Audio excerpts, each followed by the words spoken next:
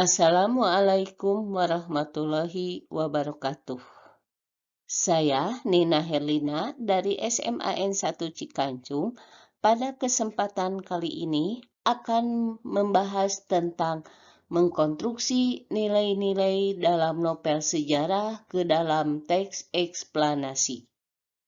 Nilai yang terkandung dalam novel sejarah antara lain: 1. Nilai budaya. Nilai budaya berkaitan dengan adat istiadat ataupun kesenian yang ada di dalam cerita tersebut. Yang kedua, nilai moral.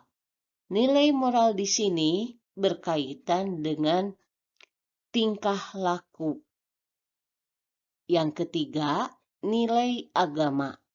Nilai agama berkaitan dengan ibadah. Yang keempat, nilai sosial. Nilai sosial berkaitan dengan interaksi ataupun membantu orang lain. Yang kelima, nilai estetis. Nilai estetis berkaitan dengan keindahan. Keindahannya bisa keindahan alam, barang, ataupun bangunan. Yang kedua, menulis teks sejarah. Langkah-langkah memproduksi teks cerita sejarah yaitu: 1. Membaca beragam contoh cerita sejarah. Kenapa kita harus membaca beragam contoh cerita sejarah? Biar ada referensi sebagai perbandingan kita. Yang kedua, menyusun kerangka teks cerita sejarah.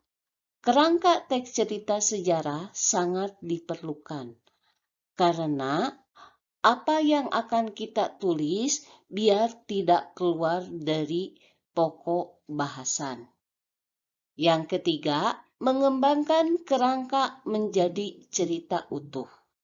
Jadi setelah ada kerangka tersebut oleh kita dikembangkan.